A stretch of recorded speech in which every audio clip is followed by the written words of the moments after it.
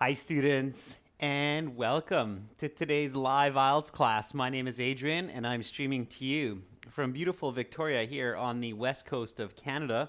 I hope everybody is having a lovely weekend so far, staying healthy, productive, staying strong and optimistic. In this class, everyone, we are doing a question and answer session for our members. This is a members chat class, so everybody is welcome to watch. Once every couple of weeks, we do a Q&A session for members so they can ask us any kinds of questions about the exam or about the English language, grammar, university applications, and so forth. To become a member of the channel, just click the join button next to the subscribe button on our channel. If you don't see that button, you can always send me an email and I can give you more information and help. My email is adrian@aehelp.com. Hi, Rashika. Welcome to the class. Good to see members joining in. This class is presented to you by aehelp.com for academic IELTS. Please visit us there. And for the general IELTS, check us out at gieltshelp.com. That's generalieltshelp.com. On both of those websites, we have lots and lots of help for your English and lots of information as well. A lot of your questions can be answered there. So this is the academic IELTS website here with the blue background. We are an official British Council IELTS registration center, and we are British Council agents. You can click that big red button to join the premium package. And for the general IELTS, it's the green background, and you can click that big red button to join us there. And I'll show you where you can find more help once you join. Hi, Kuldeep. Welcome, BitCloud. This is a members chat question and answer Q&A session, members. So start thinking about your questions. It will be first come, first serve. So if you have questions about the IELTS or English, now's your chance, members. Think about your questions. I'll quickly show a little bit on the website so viewers know what they can get and where they can find help. So members, you should know this as well. On our website, at the top left, we have this forum and blog. So on the forum, you can discuss with other students. So there are lots of different topics that you can find, like how to score well in reading. There's people chatting in all languages about all topics. Sometimes you see a couple of nonsense spam as well, but most of the time there's a lot of valuable information. And if you ask a question, certainly people will help you out there. Also, you can click this Contact Us button. We have a knowledge base, and in the blog, we've got lots of very popular kind of questions as well. So we have lots of speaking examples with scripts. For example, IELTS writing task 2, learning via the internet. So lots of samples for you there as well. Okay, so check out the blogs, check out the forums on the websites. Lots and lots of help for you. By the way, we did fix our score calculator yesterday as well. We're usually very, very quick to react. So now when you click on the score calculator and you type in 25 or 35 out of 40, then it will give you the band score of 8. Okay, so the score calculator is fixed. You can check that out. Andre, 3:30 a.m. Wow, hats off. There's a saying in English, no rest for the wicked. It means that you're very studious in this case. Okay, everyone. So again, check out the websites. You can also get the apps, and you can check out Instagram. Lots and lots of information and help there for you. So if I don't answer some of your questions in the class today, members, then you can always send me an email or check out the websites for more information. All right, so Rashika, Kuldeep, BitCloud, Andre, Nico, fire away. Ask me your questions that you have about IELTS or English, and I will do my best to answer you. And in 90 minutes, we will have a speaking part 3 where everybody can join the chat. So you can ask me any question. I just did the IELTS exam, the official IELTS exam incognito in Budapest in February. So I have the fresh computer-based academic IELTS experience as well. So I can certainly tell you a lot of what's going on right now with the IELTS test. So go ahead. We've got a good number of members. And again, first comes, first serves. So whoever asks me first, I will address their question in that order. If somebody has a relevant question, then of course I will do my best to make connections to answer your inquiries. Okay? So any question. If you're thinking it, somebody else is probably thinking it as well, and they will appreciate you asking. Okay, so Kuldeep says, how do you remember to use idiomatic language during the speaking exam? I never remember this. Kuldeep, okay, so to answer your question clearly, firstly, it's important to understand what is considered idiomatic language, all right? So I think, a lot of intermediate to advanced level English users actually use idiomatic language often, but they just don't realize it. Okay, so how to remember this is Kuldeep. It's a good question. How to remember when to use idiomatic language during the speaking? Okay, it's a good question, Kuldeep. Firstly, idiomatic language includes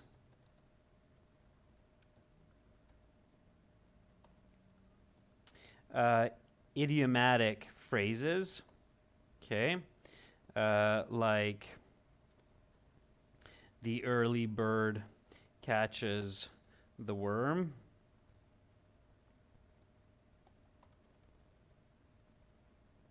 Okay, which means people who get up early are successful.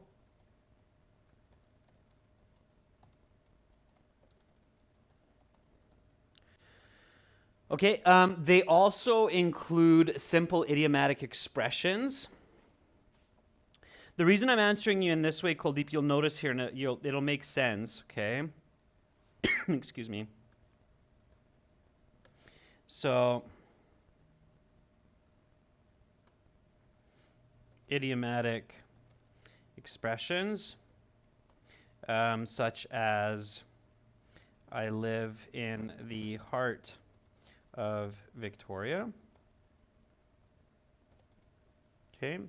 To live in the downtown area of a city. Okay. And it also includes phrasal verbs. Okay, so phrasal verbs are also idiomatic language, and phrasal verbs such as I got across the idea of idiomatic language use to students. So here, the phrasal verb is got across or get across, and get across has multiple meanings as a idiomatic phrasal verb. In this case, I'm using it to mean convey. So I conveyed the idea of idiomatic language. Okay, so all three of these, Kuldeep, are considered idiomatic language. Now, what I always tell students, Kuldeep, is in the speaking, use idiomatic expressions, use phrasal verbs, but don't really use idiomatic phrases.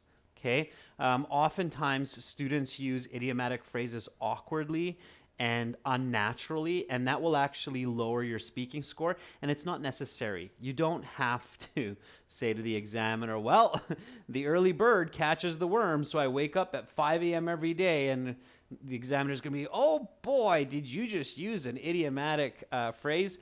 You don't need to do that, okay? So idiomatic expressions and phrasal verbs, those are the two types of idioms that I think are good to use. Again, you should only use them naturally and when you are comfortable and confident that you're using them correctly, okay? So I recommend avoiding the use of idiomatic phrases in the IELTS. They are not necessary to get a band 9. I got a band 9 without using them, okay? It is a good idea to use idiomatic expressions and phrasal verbs naturally. Okay, that's really important to use them naturally. And a good way to remember them, practice common idiomatic expressions that you can use right away in the introduction. For example, yes, of course, I will show you my ID. Just wait a moment while I dig it out of my pocket. Okay, so a good way to remember it, Kuldeep, a good way to kind of show the examiner that you're confident and you're natural is as soon as you get these warm-up questions like, where do you live? I live in the heart of New Delhi. May I see your identification? Certainly, just a moment, I need to dig it out of my pocket.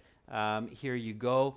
Those right away will show the examiner that, okay, you have a grasp of some idiomatic expressions, and then don't force them. Phrasal verbs, Kuldeep, judging by your level of English, I think you use phrasal verbs anyway, so just use them naturally. You will pick up points for idiomatic language with those as well, okay? But don't force idioms because they can be very awkward. All right, does that make sense? So that was quite a robust, that's a very popular question about idioms in the IELTS for both writing and speaking, Kuldeep, so it was a good question. Hopefully that makes sense. If it makes sense, give me a thumbs up, Kuldeep. If it doesn't make sense, you can ask me in more detail through email as well, okay? All right, Andre, so Andre's asking, what about changing the timing of the live classes? Okay, Andre, that's a good question. The other time that I'm considering, because I think that's the other time that might work well for a lot of our viewing audience, is I'm going to do a poll, okay, so watch out for that, okay? Keep your eye peeled for a vote or a survey on our YouTube community posts for keeping the same class times versus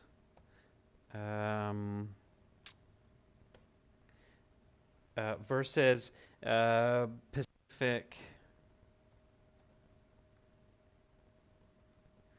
Standard Time members chat class.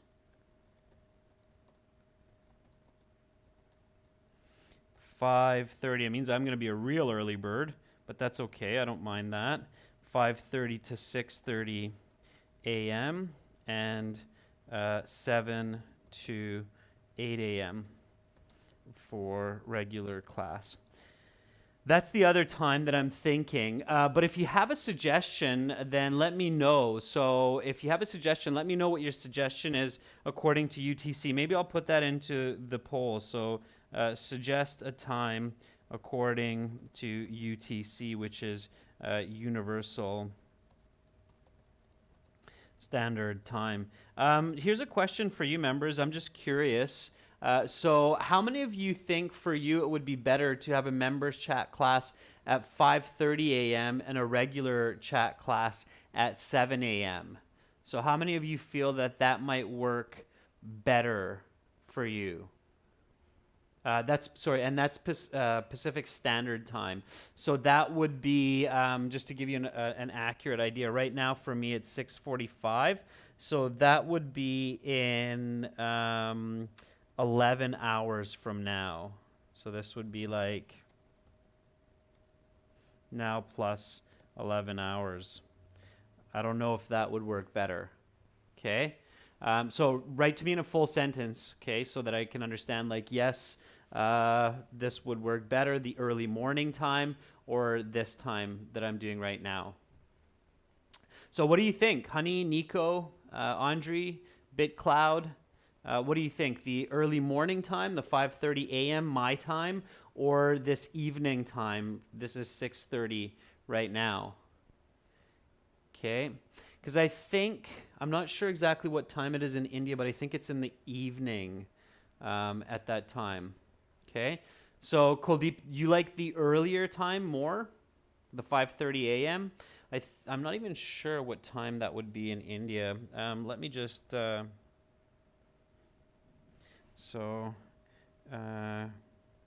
PST and New Delhi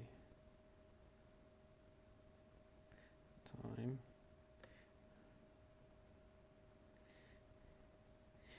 Yeah, so right now it's 7:16 a.m. Yeah, so if I'm doing it, it would be like 6 p.m. in India. It's in the evening time. Yeah, I just checked that real quick. So, and I think in Russia it would be a little bit, and some of the former Soviet countries, it would be a couple hours, a few hours earlier. It'd be like the early afternoon-ish. Okay, so all right. Okay, so I'll do that survey, and that will be the other time. And then what I'll do, Andre, is if that's voted, if everybody's like, yeah, that's better, then I will make that the schedule from May. And also, we're halfway set up our better system, so much faster internet with faster streaming, more lights, so it's going to be much more dynamic. We're going to make all of this a touch screen as well. So, okay. All right. Nico says here it's morning time. It's always perfect for me. Okay. Honey says I think it's a better time. Okay, I'll keep that in mind. All right. I can kind of tell from the numbers too that those times might work better. So, all right. Some more questions. Let's see. Did anybody ask me any other question about the IELTS exam? So, yeah. Thanks for reminding me about the times. And I'll put a survey out there, and then we'll go off of that. Okay, BitCloud.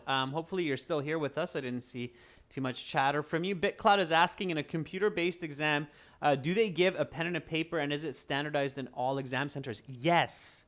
Yes, they do. Okay. And you can take notes on it. They give you one piece of paper for each section, BitCloud. So I just did the exam, and it is standard. I know people that did it in other places. It was the exact same in other countries. So the question is, do candidates get paper and pen for the computer-based exam? The answer is yes. Okay, so yes. You have your own pen. Because of COVID, right? So they do not actually give you a pen. You have your own pen, and you can bring a pencil. You can also bring an HB pencil and eraser. The eraser and pen, pen and pencil cannot have writing on it. Okay, so careful about that. You have to take that off. Okay, and you get a fresh piece of paper. So you get a fresh piece of paper with login information for each section. Listening, reading, writing. Okay, so I'll tell you a little bit more information about that BitCloud because that's a really good question, and there's some important information with that. So, little bit more about the paper. You have to log in. So for each section in the computer-based exam, you log in. So when you go and you sit, they give you a login for your listening. You log in, you do the listening, and then you get logged out. And then you wait. They give you more instructions. The invigilator, they again give you another piece of paper. They take the first piece of paper, and then you have to log in with the information on that piece of paper, okay? And you have quite a bit of space beside the login information, and of course you have a complete white page on the back of the paper as well. I recommend before you start your section, after you log in, before you start your section, just turn over your piece of paper so you have just the white piece showing on the paper, and then you can write on that with pen or pencil. Where in the computer-based exam it's really useful is during the listening. So during the listening, where you have to listen for multiple choices out of a set of answers, the paper is very useful for notes. Okay, so I'll show you what I mean by that. Just give me 2 seconds. I think we did some of this yesterday. Let me see. Or the day before when we were doing the lesson on the Titanic. So I think it's this one here. Yeah. So here's a question. This was in our listening that we did this last week.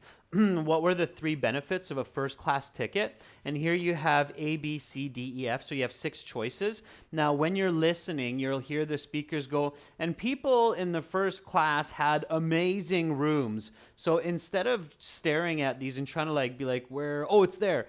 You can just on the piece of paper write down amaze rooms. Okay. And then they had fantastic food. So food. Okay, very quickly you can write it down, and it's almost faster than searching for the answers there. And sometimes you have even bigger questions with more options where you have to choose 3 from. Okay, so that's the type of question where that note paper can be super, super useful in the listening section with your pen. Okay. And then the other place in the computer-based exam where your note paper is really, really useful is planning your task 1 graph response. Okay, so another great use of the note paper is for planning your task 1 response for the academic exam, the graph, because you cannot make markings on the screen. So that's one of the kind of interesting things about doing the computer-based exam is that for task 1 on the chart, you can't draw on your computer screen. So you have to kind of make a couple notes on the piece of paper what you're going to compare. Okay, you can do like a quick sketch of the graph and then even do it that way. All right. Yeah, BitCloud. So in Singapore, it'll be the same. All right. Okay, cool. So hopefully that answers your question about note paper, where the note paper is useful. Let me see what else we have here for questions. So,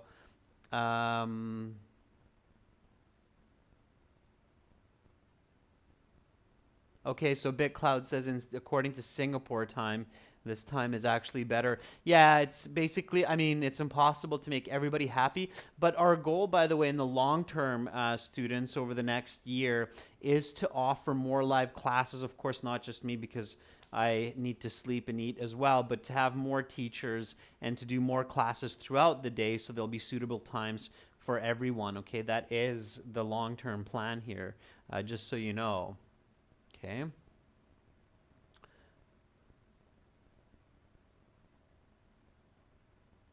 All right. So Janelle says current timing is perfect, but can you start the live lesson after 1 or 2 hours later? I can't, Janelle. That gets really late into my day. Like you're thinking if I would start it at 10 or 11 o'clock at night. I'm not a night owl, so if I start that late, I'm afraid the quality of the lessons would be poor just because I would be tired. So as you know, I'm a family man. I have one daughter and I have another one coming on the way. So I don't think it's realistic for me to do late night lessons. I don't think so. Okay, so I don't think that would work. Early morning, yes. It's easier to wake kids up early in the morning, but late night, I don't know. Okay, let's see. Kuldeep, good question. So Kuldeep is asking about punctuation use. So can semicolons be used like semicolon, however, comma, or comma, however, comma? Both are common, okay?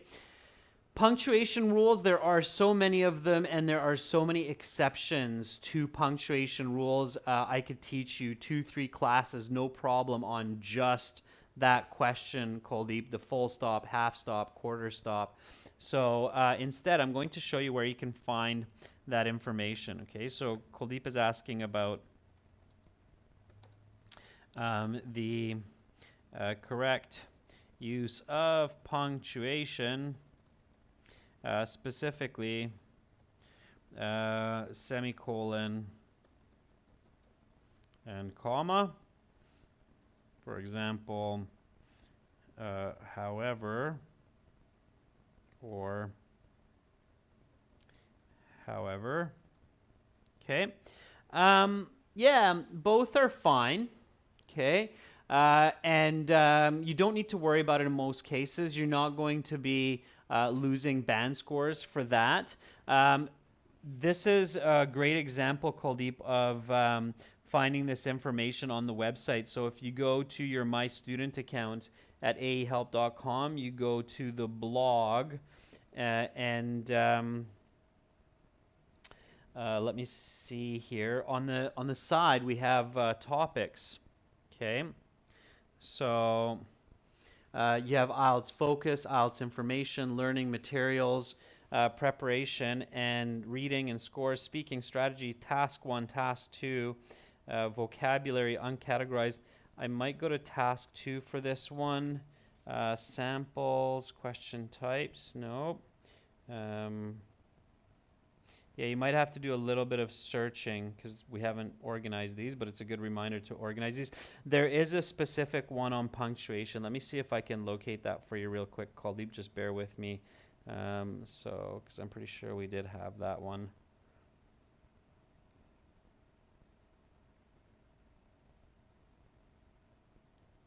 Okay. You can, sorry, you can kind of see the topics there. Let's go learning.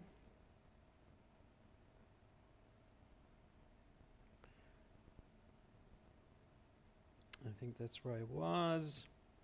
I think I might be able to do a search as well. So there is a search.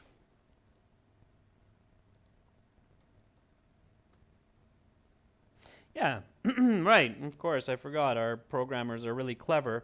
When you want to search our blogs, just like right now, I realized that I can just do a search for punctuation, and then right away it gave me this blog topic here. IELTS task 1 and 2 using commas, and then so it gives you 12 rules to follow. There's a frog in my throat. Just a second. All right, so you click on that, Kuldeep, when you have a moment, and there's just a really nice summary of how to use commas, and one of them is the example that you just gave with the comma, space, however, comma, okay? So, cool, Kuldeep. So go to the website, click on blogs in the search, type in punctuation, and up will come this task 1 and 2 using commas, and that's a really, really good one to read and practice, because using commas correctly in your task 1 and task 2 is definitely very important. That can and does affect your writing band score, so be really careful about that. Okay? All right? But again, that's in the blogs. Use the search that's built into the blogs and you'll find it. All right? Okay, cool. Yes, got it? All right. Okay. BitCloud says, because I'm curious whether, okay, yep, that's from before. All right. Andre says, speaking, is it changed from the last time you took the exam? Just the, no, not really, Andre. So speaking is very, very much the same in the last, I would say 6-7 years. And the only difference is because of COVID. They don't pass you the card. They don't take your passport from you. So just the kind of COVID regulations, wearing the masks, of course, that's quite different. But the format otherwise is basically the same. I think one difference, Andre, is the follow-up question in part 2. So yeah, it's a good question, Andre, because I'm thinking about it the more I talk to you about it. So mostly it's COVID. So speaking is a bit different these days, mostly because of COVID. For example, speaking with face masks. Okay.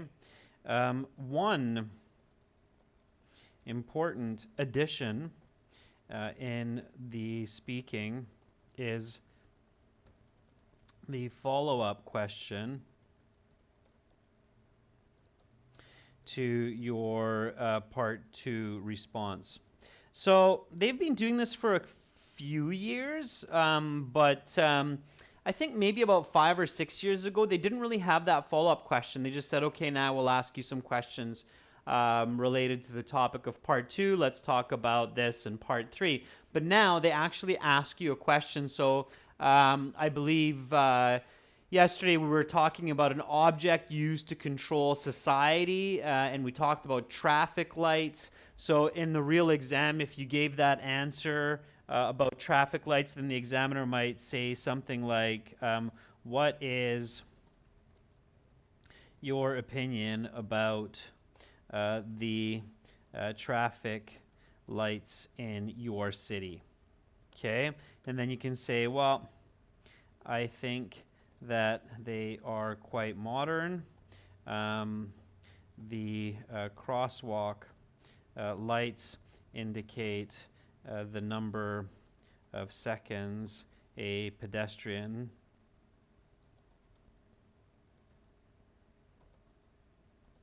has to cross the intersection,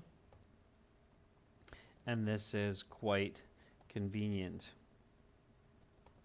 Okay, which is true. So in Victoria, the crosswalk, the light will actually count down. It'll show a little walking person, and then it'll show a hand flashing, and then it'll count down like 15, 14, 13. So this is kind of what's different, is that you might get a question like this, or not might, you will get a question like this following up your part 2 response, okay? So that's kind of different. And the reason they do that is because they want to make sure that you're being original and it's more of a conversation than just a Q&A session, okay? All right, let me see what else we have from our members. Okay, so hopefully that answers your question there, Andre. All right, Honey says, how do I improve my vocabulary? Are there any books that you can suggest for that?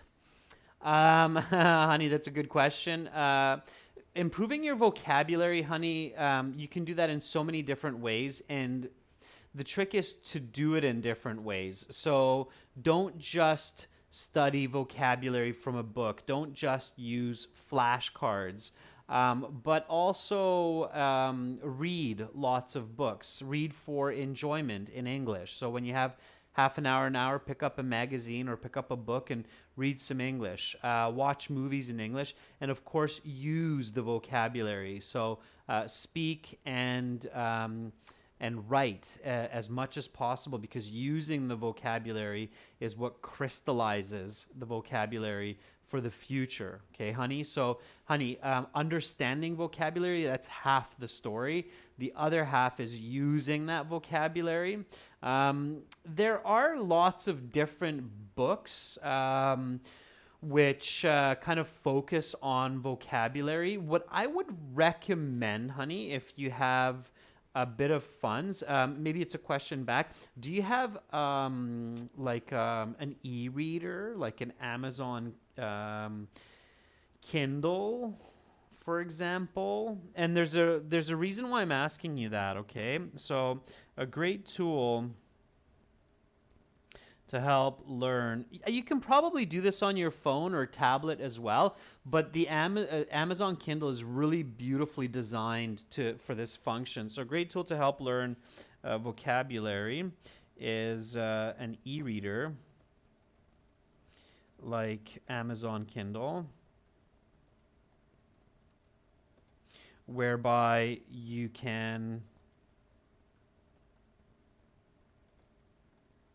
tap on new vocabulary and get an immediate definition and synonym while you read your favorite story. Okay. Also, there are a number of vocabulary game apps on Play Store and App Store. Just download some of the most popular ones and play them in your spare time. Whoa. All right. So that's what I would recommend, honey. Instead of going for a specific like paper book, there are some like that as well. There are some that are specific to the IELTS, but I don't think that that's necessary. I think just generally improving your vocabulary is the best idea. Yeah, if you look at these apps, you download the popular ones, and you have an e-reader. Your phone can do this as well. You might have to change some settings, and then you just tap on the word, and it will give you the word, okay, and then reread. So that's what I would recommend. I think technology is very useful these days for vocabulary. Okay. Yeah, so honey, use the Kindle. If you have a Kindle, use the Kindle. So download some books in English that you like, and then use that to highlight vocabulary. It's super, super, super efficient. Okay? Strongly recommend that for vocabulary. All right. Let's see. What else do we have? So BitCloud says, a little off topic. Yesterday I emailed AHelp to request access to videos, request an exam. Okay, BitCloud, that's great. We'll grant you the access. If by some chance we missed that email, just email us again, but you should have access within 24 hours, okay? I'll check with my team, but it's hard for me to remember going from class to class and then back to the admin responsibilities. So if we missed it, if you don't get a if you don't get a response within 48 hours, should never take more than 48 hours for us. So if you don't have access within 48 hours, send another email, okay? And we'll definitely catch it, all right? So don't be shy. You will get that access, okay, to those exclusive videos, all right? Yeah, so and this is for all of our members. Make sure that you're getting your perks. So if you haven't gotten your perks yet, then send us an email so we can hook you up. Okay. All right.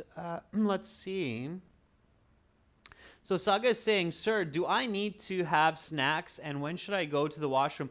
Saga, you cannot have food with you in the IELTS exam unless you have special permission because let's say that you're hyperglycemic, which is a type of condition where you need sugar every now and then. But then, of course, you need a special doctor's note for that, and then they might allow you to bring in some food in a transparent Ziploc bag with no writing on it, like a chocolate bar or something like that. But otherwise, there's no eating in the IELTS. You can have water with you, but even your water bottle, you're not allowed to have any kind of tag on your water bottle. When should you go to the washroom? Good question. Maybe never. Saga, the reason I say that is I think I lost some marks in my writing because I went to the washroom and it actually took a long time because I had to take an elevator to get to the washroom, which was crazy. I had to travel 4 floors to get to my washroom and I couldn't review my writing the way I wanted. But anyway, you cannot go during the listening. You can go during the first 50 minutes of the reading and during the first 50 minutes of the writing. Okay, so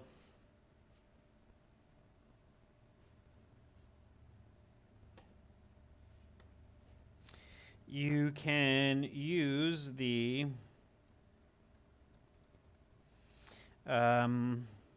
washroom in the first 50 minutes of the reading or writing section at any time. You cannot use it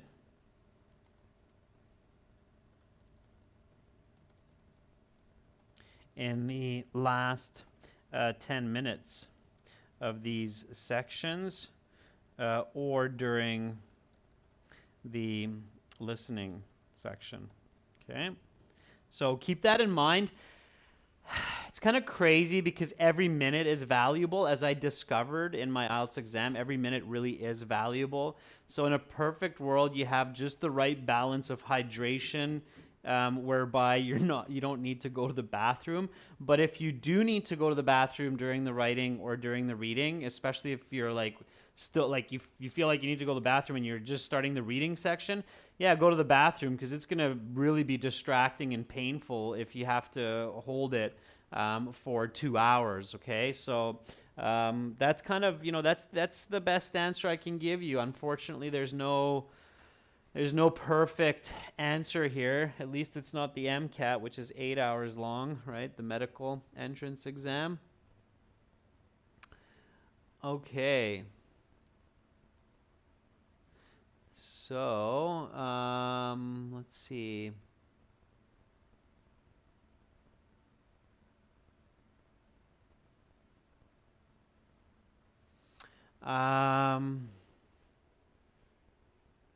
Okay, Kuldeep says, sir, in the course, we have to keep screen running. Otherwise, the screen turns off after screen time gets out while we are listening to premium classes. I have increased my screen time out to 10 minutes, but I have to keep touching the screen to keep it going.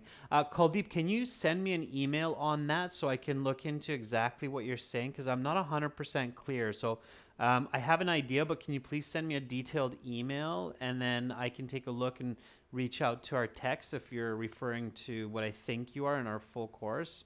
Okay. All right. Nico says, how can I use leading expressions in part 1 and 2? Because it's a bit confusing for me. You mean part 1 and 2, Nico, in the speaking, I'm guessing, is what you're talking about, leading expressions. Leading expressions, there are so many. So leading expressions of time, like just the other day, okay, would be one. All right. So Nico, when you're giving an example, leading expressions are very, very useful. All right. I'll give you an example right now. Okay.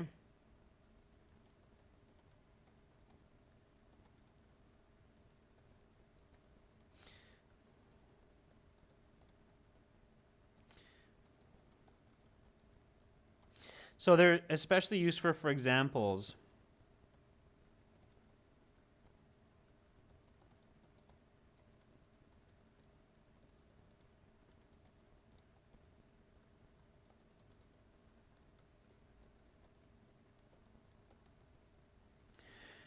Okay, anytime you have a time expression, that's a leading expression. So just the other day, I met up with three of my friends and we played tennis. So that would be a common type. There are lots of different leading expressions that you can use, not just time, but all of those different contrast, opposition, cause and effect. So all of those conjunction types as well.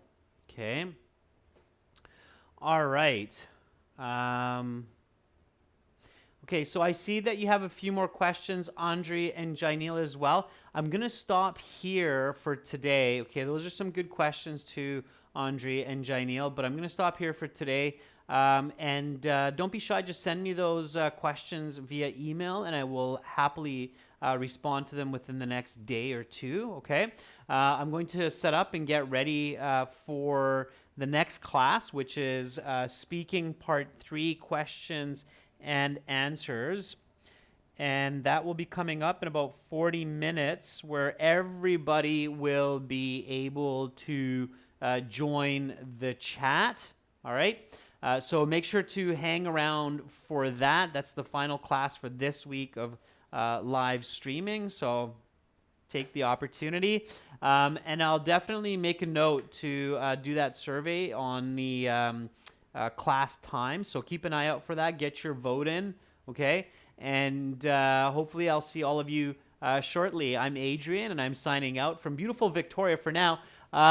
Again, for all of our viewers, aehelp.com for academic IELTS, gieltshelp.com for general IELTS, supported by state-of-the-art native apps. We have Instagram. We are world leaders when it comes to IELTS preparation, and we're always adding new materials and new strategies. You're very, very welcome. Great questions today, members. Great participation.